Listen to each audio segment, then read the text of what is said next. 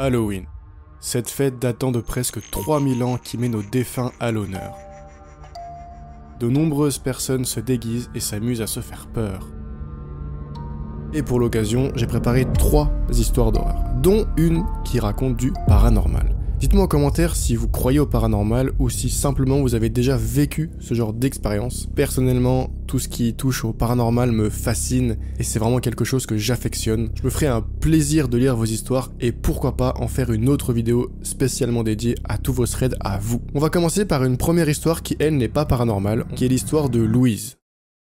Louise a 18 ans et bientôt 19 ans, elle va raconter une histoire qui s'est passée juste après le confinement, donc quand elle avait 15 ans. Donc elle habite dans une petite ville en Normandie où le quartier est assez réputé pour des affaires de drogue, de corruption. Tous ces événements se passent majoritairement la nuit. Louise vit seule avec sa mère et elle ne pouvait pas déménager par faute de moyens. Elle précise tout de même que le quartier de jour est assez calme, c'est plutôt sage on va dire, et qu'à son âge elle pouvait se permettre de sortir l'après-midi sans qu'il lui arrive des dingueries. Début du premier confinement, Louise s'amusait à faire des nuits blanches pour regarder des films, des vidéos. Au début, tout se passait bien, mais la deuxième semaine du confinement, elle commençait à entendre des cris de gens qui appelaient à l'aide pendant de longues minutes. Louise pensait halluciner parce que la fatigue commençait à s'emparer d'elle. Faut rappeler que ça faisait une semaine qu'elle n'a pas forcément dormi correctement à faire des nuits blanches. Elle décide de laisser l'affaire de côté, pensant que c'est la fatigue et c'est pas du tout quelque chose à prendre en compte. Sauf que peu de temps après qu'elle ait fini ses nuits blanches à retrouver un rythme de vie normal, elle est souvent réveillée en pleine nuit à cause de cris. Elle précise qu'elle entend toujours la même voix et cette voix crie à l'aide. Mais au début, elle ne se pose pas plus de questions que ça et à chaque fois, elle se rendort. Courageuse quand même. Cependant, elle décide quand même d'en parler à sa mère et sa mère lui dit qu'elle n'entend jamais rien. Comme personne ne comprend Louise et que c'est la seule à entendre ses cris, elle laisse traîner jusqu'à la fin du confinement. Après le confinement, la famille s'est retrouvée et Louise explique qu'ils ont décidé d'aller à la friperie qui est près de chez eux, sachant qu'il y a Louise, sa mère, sa sœur et des neveux à elle. La mère de Louise mettant beaucoup trop de temps à se préparer, toutes les filles décident de descendre de l'immeuble. Louise indique qu'elle sait pas comment décrire la scène. En descendant l'escalier, Louise explique qu'il s'est passé quelque chose d'inhabituel. En arrivant en bas, il y avait une trentaine de policiers armés, des chiens renifleurs et le quartier était bloqué par des camions de police. Un policier vient vers elle pour leur demander un témoin parce qu'il voulait fouiller un appartement. La grande sœur de Louise suit le policier et pendant 25 minutes, pas de nouvelles. Il s'ensuit une explication qui sera la réponse au cri à l'aide. Leur voisin de bâtiment avait tout simplement frappé et séquestré un homme chez lui. La grande sœur de Louise décrit l'intérieur de l'appartement, il y avait du sang par terre, des impacts de balles dans les portes, c'était genre hyper crade. Louise elle s'en veut énormément parce qu'elle a entendu les cris, elle a entendu tout ça et elle n'a pas réagi parce qu'elle ne savait pas. Le seul problème c'est que l'auteur de la séquestration n'a jamais été retrouvé. L'histoire n'a pas eu d'avancement, ou du moins sa famille n'a pas eu de nouvelles, puisque quelques mois après, ils ont décidé de déménager, et depuis ce jour, ils ont jamais eu d'expérience bizarre, mais en attendant, on n'aura jamais la réponse à cette histoire. La première histoire est assez courte, mais pour une fille qui a 19 ans, savoir que son voisin séquestrait des gens, sachant que elle entendait les cris, on peut comprendre que la fille soit extrêmement choquée, et c'est surtout des choses qui choquent à vie. Passons maintenant à la deuxième histoire, l'histoire de Anna, et on entre dans le paranormal. Le père de Anna est parti en vacances et pour la peine, il a confié son chien à Anna. Ce chien est un braque de Weimar nommé Bella. Elle est dressée, elle écoute bien. Le père de Anna étant à la retraite, pour tout ce qui est de la promenade du chien, faut toujours que ce soit à la même heure parce que sinon le chien ne fait pas ses besoins correctement. Anna ayant un travail assez flexible au niveau des horaires, elle se permet de s'adapter en fonction du chien. La seule différence avec sa routine habituelle, c'est qu'elle doit se lever plus tôt le matin. Derrière chez Anna, il y a une petite forêt, ce qui permet de promener Bella facilement. Il y a simplement à ouvrir la porte, aller sur la terrasse, dans le jardin et d'ouvrir la clôture derrière. Jusque là, tout va bien, ou du moins, tout allait bien. Jusqu'à vendredi dernier. Ce jour-là, Anna a dû se lever à des points d'heure. On était très tôt le matin, il faisait encore nuit, mais Bella, elle avait envie de sortir pour aller faire ses besoins en urgence. Dehors, c'était la tempête, il faisait très sombre, et Anna, elle avait vraiment pas envie d'emmener le chien. Mais pas le choix, elle s'habille et elle sort avec elle. Elle marche sous la pluie jusqu'à la clôture du jardin. Elle déverrouille la porte et Bella, elle part comme une flèche en direction de la forêt. Au moment où Anna franchit la clôture, elle se casse la gueule sur une racine. Rappelons-le, il fait extrêmement sombre, Et Anna précise que 2 jours elle aurait vu cette racine. Ça a à peine commencé que Anna veut déjà rentrer, elle en a marre. Le problème c'est que Bella est perdue au fond de la forêt, dans le noir, dans la pénombre, et surtout avec cette pluie, Anna n'entend rien. Anna remarque quelque chose, elle se rappelle d'une histoire qu'un collègue à elle lui a racontée sur les archives Magnus. Pour ceux qui ne le savent pas, les archives Magnus sont des podcasts d'horreur qui sont scénarisés. Mais une histoire en particulier a fasciné Anna, c'est l'histoire des mondes sans fin, ou plutôt des paysages sans fin. Anna s'explique, comme elle est dans cette forêt où elle n'arrive pas à distinguer le bout tellement il fait sombre, la forêt paraît infinie, froide et humide, en soi elle a plus l'impression d'être coupée du monde pendant un court instant. Elle a beau appeler Bella, mais la chienne ne vient pas. Anna commence à s'inquiéter, si je la retrouve pas, qu'est-ce que je vais dire à mon père? Elle commence à devenir un peu parano. Elle se dit qu'elle aurait vraiment dû la laisser faire ses besoins dans le jardin. Anna décide de prendre les choses en main, elle se dit je vais rentrer à la maison, prendre une lampe torche et je vais partir dans la forêt. Elle rentre, et là, la surprise, sur son porche, elle aperçoit un chien. Elle s'est dit, le chien est revenu tout seul parce qu'il a vu que je le retrouvais pas. Anna est plus que tout soulagée, et ils rentrent tous les deux dans la maison. Anna était tellement soulagée qu'elle n'a pas fait attention à un détail. Sur le museau de Bella, il y avait des traces rouges. 2 jours passent. Nous sommes dimanche, et Anna dit, le chien qui était sous mon porche, ce n'est pas mon chien. Au début, j'étais pas sûr, mais maintenant, j'en suis certaine. Le premier élément qui différencie cette chose et Bella, c'est la nourriture. Bella mangeait toujours ce qu'on lui donnait, ou du moins elle mangeait un peu n'importe quoi. Sauf que là, cette créature ne mange que de la viande, et attention, que de la viande fraîche. Même la viande séchée qui était pour Bella, elle n'en veut pas. Au début, elle s'est dit, bon, peut-être que le chien est timide et il veut simplement pas manger ce que je lui donne parce que je suis pas son maître. Sauf qu'en préparant à manger, Anna se coupe la main et la chose est attirée directement par l'odeur du sang. Cette créature lui lèche la main, elle commence à mordiller la plaie pour l'ouvrir et accentuer le flux sanguin. Anna a retiré sa main sous le choc et elle remarque que le chien n'est pas du tout désolé. La créature la fixe comme si elle était offensée, comme si on lui avait retiré son repas. Mais il y a quelque chose qui a mis la puce à l'oreille à Anna. Les yeux de Bella étaient gris-vert magnifiques, mais cette chose n'a pas les mêmes yeux, ils sont jaunes, dégoûtants. Ses dents sont beaucoup plus blanches et surtout beaucoup plus pointues que celles de Bella. Anna explique qu'elle a passé la journée de samedi à se demander pourquoi cette bête ne l'attaquait pas pendant son sommeil. Elle laisse toujours la porte de la chambre ouverte parce que Bella venait toujours lui lécher la main pour lui faire comprendre qu'il fallait la sortir pour la promener. Mais cette chose ne vient même plus dans la chambre, ce qui est encore plus flippant, c'est qu'elle s'assoit sur le palier de la porte et elle la regarde dormir. Anna a fini par comprendre pourquoi. Elle garde un crucifix au-dessus de sa porte de chambre. Elle a fait sa petite enquête et en la plaçant dans une pièce autre, le chien ne va pas dans la pièce où le crucifix est placé. Le pire, c'est qu'elle a aucune idée de ce que c'est que cette chose. Elle se demande si les skinwalkers, ça existe pour les chiens. Pour ceux qui ne savent pas ce qu'est un skinwalker, c'est on va dire une créature qui peut se métamorphoser dans d'autres créatures. Pendant que Anna s'occupe de ce monstre, est-ce que Bella est toujours dehors? Anna ne va plus jamais promener cette chose. Elle n'y va pas, elle a trop peur. Elle s'occupe simplement d'ouvrir la terrasse et elle laisse le chien aller dans le jardin. Et encore une fois, il se passe des choses bizarres, le chien fait que d'attaquer les oiseaux. Il en a déjà attrapé 3 et surtout qu'il les massacre. À l'époque où Bella était dans le jardin, elle avait plus assez d'endurance, elle était plus assez forte pour attraper des oiseaux parce qu'elle était plus assez rapide. Sauf que là, c'est tout l'inverse. On dirait vraiment que c'est le corps de Bella dans un esprit agressif. Anna, elle est désespérée, elle sait que son père rentre mercredi et elle est convaincue qu'elle peut pas lui laisser ça. Pris de folie et d'un élan de panique, elle décide de faire un choix qui est fatidique. Elle décide d'abattre Bella. Je sais pas ce que vous pensez de cette histoire, moi je la trouve un peu perturbante, elle a vraiment un côté original, on parle rarement des chiens qui sont possédés ou quoi que ce soit. Si vous croyez au paranormal, j'imagine que pour vous ça peut être logique, moi j'y crois pas forcément, donc si vous avez des explications, rationnelles ou pas, je sais pas. En tout cas, j'ai lu que les chiens qui goûtent au sang, ça n'a rien à voir sur leur façon d'interpréter les choses, c'est pas le sang qui les rend agressifs, ça c'est un peu une légende urbaine. On passe maintenant à la 3e histoire, et franchement, c'est ma préférée. Ça sera l'histoire de Seb. Je vous dis quand même le titre, pour que vous soyez un peu dans le thème, un QR code m'a conduit à une étrange série de vidéos. Choisissez votre propre aventure. Il y a 1 an, les parents de Seb lui ont demandé de surveiller leur maison pendant qu'il partait en voyage à l'étranger. Il faut savoir qu'entre la maison de Seb et la maison de ses parents, il y a 1h30. Pour son confort, Seb ce qu'il fait c'est qu'il emmène son chien avec lui, son chien qui s'appelle Bruno, pour passer le temps plus rapidement. Sauf qu'il précise quelque chose, lors de la toute première visite qu'il a fait avec son chien, Bruno était complètement stressé, il faisait que d'être agressif et surtout il avait aboyé sur quelqu'un. Seb ne reconnaissant pas son chien, s'est simplement dit que les trajets d'1h30 stressaient son chien et ça lui faisait perdre tous ses moyens. Il a donc décidé d'arrêter de l'emmener et d'aller seul chez ses parents. L'heure et demie de route est passée, sauf que là il y a une ambiance un peu particulière. Il a trouvé une enveloppe située sous le paillasson.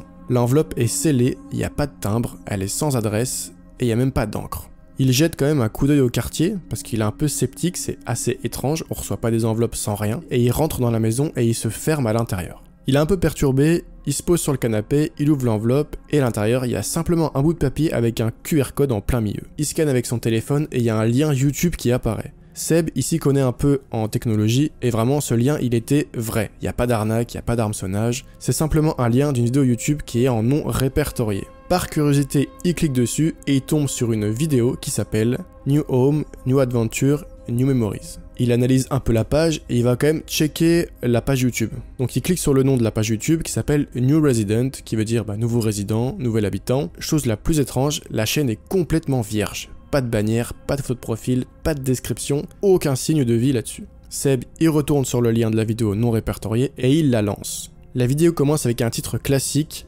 Choose Your Own Adventure. Le plan est filmé à la première personne et la scène se situe dans un supermarché. On aperçoit un caddie, des produits, et on voit surtout l'homme qui filme prendre des objets et les mettre dans le caddie. De manière assez étrange, les plans sont excessivement flous, c'est-à-dire que quand il filme, il fait vraiment des transitions à l'arrache. Soudainement, il y a un arrêt sur image qui dit « Que devrais-je acheter pour ma nouvelle maison ?» Et là, Seb, en fait, il a le droit de faire un choix entre prendre un mug ou prendre un gant de cuisine. Seb, il est assez étonné parce qu'il se rend compte que le montage est de mauvaise qualité, tout est moyennement fait et il commence à se demander est-ce que c'est une publicité ou est-ce que c'est simplement une vidéo divertissante. En tout cas, il se dit dans les deux cas, c'est raté. Mais comme il a plein de questions et qu'il n'a pas de réponse, il décide de se lancer un peu dans le jeu, dans l'aventure, si on peut jouer avec ça. Et donc, il clique sur gants de cuisine. Ça le redirige vers la seconde vidéo. La vidéo commence dans le magasin et on voit l'homme qui prend les gants de cuisine, qui va à la caisse et se dirige ensuite dans sa voiture. Et encore une fois, la vidéo s'arrête à un plan d'une intersection où on peut voir plusieurs fast-food. Un texte apparaît avec marqué « Dans quel restaurant dois-je aller acheter de la nourriture ?» La vidéo se termine entre McDonald's ou Jack in the Box. Seb, il commence à avoir la chair de poule parce que finalement, c'est assez creepy, c'est très glauque, mais surtout, il reconnaît l'endroit. L'intersection avec les restaurants sont situés à 5 minutes de la maison de ses parents et il commence à se demander si la proximité de la vidéo et de là où il est, c'est un danger ou pas. Il se rassure dans le sens où le montage est tellement claqué et surtout que l'idée de fond est un peu pourrie, il se dit, le mec qui a fait ça, il est forcément stupide. Ne comprenant pas forcément le fond, il décide d'appuyer sur McDo. Et donc, ça lance encore une fois sur la troisième vidéo. Et l'homme dans la vidéo se dirige au McDo et fait une commande au drive. Il prend la commande et là, écran noir. La vidéo réapparaît sur un parking, il commence à faire nuit, où on voit le gars avec son fast-food, il sort de la voiture et il se dirige dans une ruelle, et il s'approche d'une maison. La vidéo se fige, toujours pareil, avec marqué « Comment dois-je entrer dans ma nouvelle maison ?» Deux choix s'offrent à Seb, porte d'entrée ou fenêtre de la chambre. Et là Seb, il bug, il est pas bien, il commence sérieusement à stresser et surtout qu'il devient un peu parano parce que là, il a vu sa propre maison dans la vidéo. Pour se rassurer, il va checker toutes les fenêtres, toutes les portes, toutes les pièces, mais il y a rien. Et il décide d'avancer encore dans l'histoire pour essayer de trouver une solution. Il clique alors sur porte d'entrée et la vidéo passe au noir et se termine. La quatrième vidéo commence, on observe l'homme qui se filme avec des gants et il essaye d'ouvrir la porte d'entrée de façon agressive.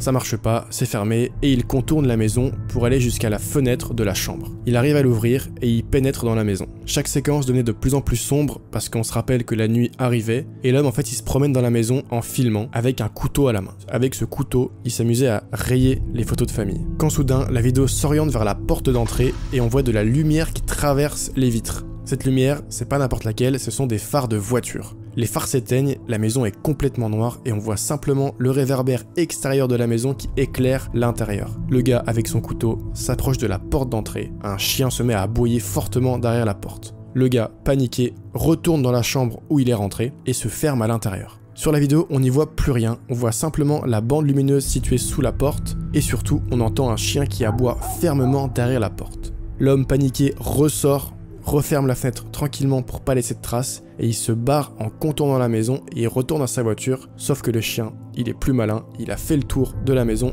et il lui court après jusqu'à le bloquer. Le chien, il aboie fermement et surtout il s'arrête pas. L'homme, il essaie de le calmer mais rien n'y fait. Soudain, sur la vidéo, on voit qui apparaître? On voit Seb. On comprend que le chien qui aboie, c'est le chien de Seb, Bruno. Rappelons-le, au tout début, le chien avait aboyé sur un homme sans raison. On comprend mieux pourquoi le chien, il était euphorique. Seb, il s'approche de l'homme et il s'excuse. Il ne sait pas que c'était un mec qui était dans la maison. Le plus glauque, c'est qu'il se voit sur la propre vidéo YouTube. Seb, il dit « Je suis désolé, mon chien il aboie depuis que je suis arrivé, j'espère qu'il vous a pas fait peur. » Le gars répond, bah vous inquiétez pas, vous savez, les chiens ils feront tout pour protéger leur propriétaire. Seb sur le coup n'a pas trop réagi, mais l'homme a clairement ouvertement dit protéger son propriétaire. On sent que les intentions sont pas bonnes du tout. Seb il s'excuse encore une dernière fois et souhaite une bonne fin de soirée à cet homme. L'homme répond, merci beaucoup, passez une bonne soirée aussi, et à plus tard. La vidéo continue où le gars monte dans sa voiture, pose ses affaires, et l'écran se fige avec marqué à suivre. Là, il y avait clairement plus de propositions, Seb il pouvait plus avancer dans l'histoire. Seb il est en panique, il arrive pas à respirer correctement, il est en sueur. Il se souvient d'avoir parlé à l'homme la semaine dernière, il se rappelle qu'il avait des lunettes, des vêtements sombres et un sac à dos. Et il se rappelle surtout des dernières paroles de ce gars qui étaient à plus tard. Il n'y avait pas de raison qu'il lui dise ça, c'est l'élément déclencheur chez Seb.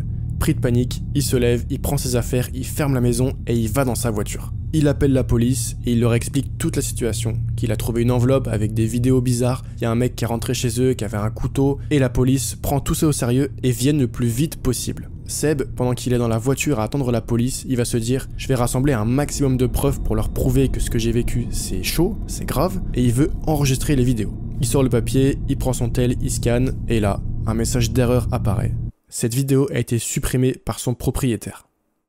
Il fait retour, il essaie de retourner sur la chaîne, mais il n'y avait plus rien. Tout a été supprimé, les 4 vidéos ont disparu et il n'y a plus aucune preuve de cette histoire. Quelques semaines plus tard, il a tout raconté à ses parents et par chance, ils l'ont cru. Il décide donc d'installer des caméras de surveillance dans la maison. Durant l'enquête de la police, ils ont simplement retrouvé des emballages de fast-food dans les poubelles de chez McDo et Jack in the Box. Mais malheureusement, sur l'enveloppe, la fenêtre, les photos ou quoi que ce soit, ils ont trouvé aucun ADN et même les voisins n'ont aucun témoignage. L'intrus n'a laissé aucun signe. La police a elle aussi convenu que la meilleure solution c'était de mettre des caméras de surveillance. Quelques mois plus tard, Seb retourne chez ses parents et il est déterminé à parler de la situation parce qu'ils en ont peur et qu'ils veulent se refuser à la réalité. Il demande à son père, du coup, depuis qu'on a installé les caméras, est-ce qu'il y a eu des choses bizarres qui sont passées? Est-ce qu'il y a eu des intrus dans le quartier? Son père répond qu'à part lui et Bruno, les gens du quartier, c'est les mêmes, il n'y a pas eu d'intrus. Sa mère dit qu'il n'y a pas eu d'emballage de fast-food dans les poubelles, mais tout ce qu'elle sait, c'est qu'elle est terrorisée à l'idée qu'il y avait un mec avec un couteau chez elle la nuit. Seb, il en fait toujours des cauchemars, et il trouve ça dingue comment un mec pouvait créer une ambiance et trouver ça drôle de créer une histoire où tu vas chez les gens, il se dit que le gars devait vraiment être cinglé. Son père, pendant qu'ils discutent, bug, et il se rappelle de quelque chose. Il se rappelle qu'il y a un mois, il a trouvé quelque chose dans l'évier, et il a pas trop su pourquoi c'était là. Mais il précise qu'il est sûr à 100% que l'objet n'était pas là auparavant. Seb et sa mère ils sont étonnés, ils se demandent qu'est-ce que c'est. Son père ouvre le tiroir de la cuisine et sort un mug avec marqué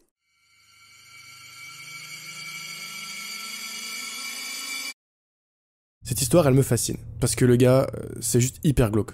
Il y a un mec qui vient chez toi la nuit, ça serait un motif de déménagement. Tu te rends compte? Le gars, on l'a jamais vu, il n'y a pas de preuves, il n'y a rien. Il pourrait clairement les avoir tués et on sait pas pourquoi. Il a posé ce mug, histoire de bien finir l'histoire. Ce psychopathe ne lâche pas l'affaire et vraiment, il est focalisé sur cette maison.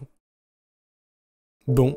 J'espère que ces 3 histoires vous auront plu. J'ai vraiment une préférence pour cette dernière histoire avec Seb. C'est vraiment des choses qui pourraient arriver, finalement. En tout cas, j'espère que ces 3 histoires vous auront plu et moi je vous dis à très bientôt pour peut-être des threads d'horreur ou d'autres choses. En tout cas, portez-vous bien et à bientôt.